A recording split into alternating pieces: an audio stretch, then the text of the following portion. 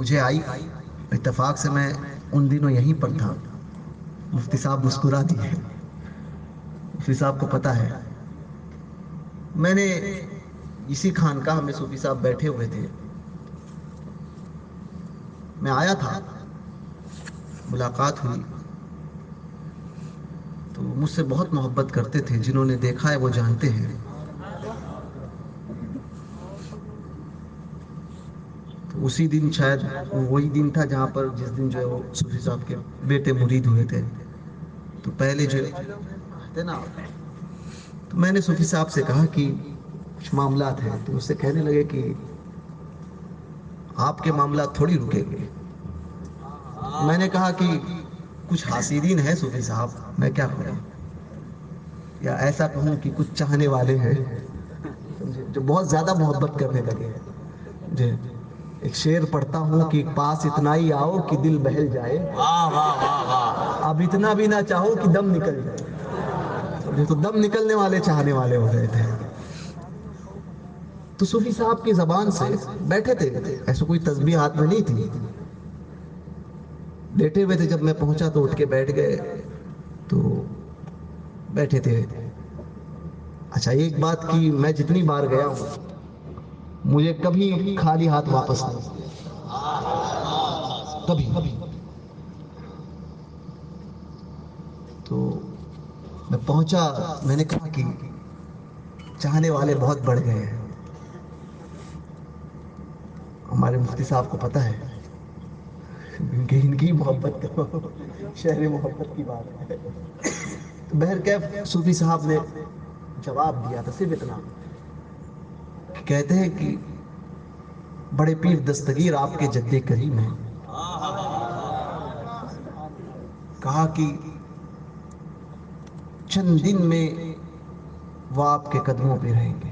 سبحان اللہ. 3 دن. آپ یقین مانیں میں صرف اس لیے آیا تھا کہ ایک بزرگ کی زبان سے نکال دوں. میں کوئی کام کے لیے، مجھے معلوم تھا کہ یہ غوث پاک تو ساری چیزیں کر لیں گے، مگر ایک بزرگ کی زبان سے جب کوئی چیز نکلتی ہے تو پھر وہ مہر لگ جاتی ہے. وہ ایک ہوتا ہے نا کہ ایک سٹیمپ لگانے کے لیے، کنفرمیشن. میں نے کہہ دی بات، صوفی صاحب نے کہی. یقین مانے تیسرا دن تھا اور واقعی جو زبان سے صوفی صاحب کے نکلا تھا وہی ہوا.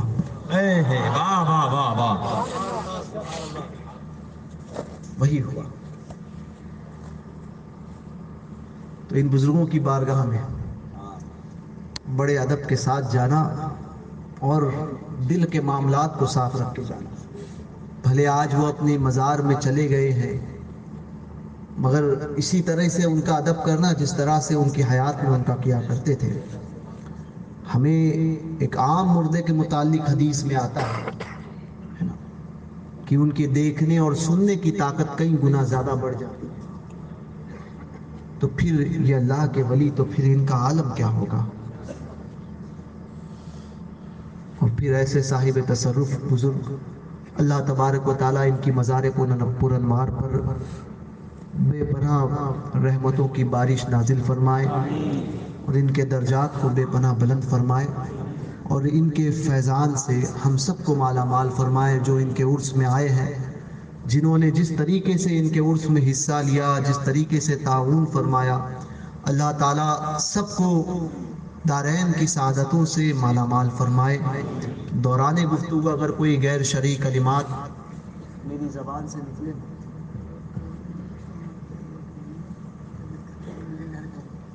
زبان سے نکلے ہوں تو میں ان تمام غیر شرعی باتوں سے، کوئی ایسی بات جس پر شریعت کی گرفت ہو، تو ان علماء اور سادات کے سامنے آپ سب کی موجودگی میں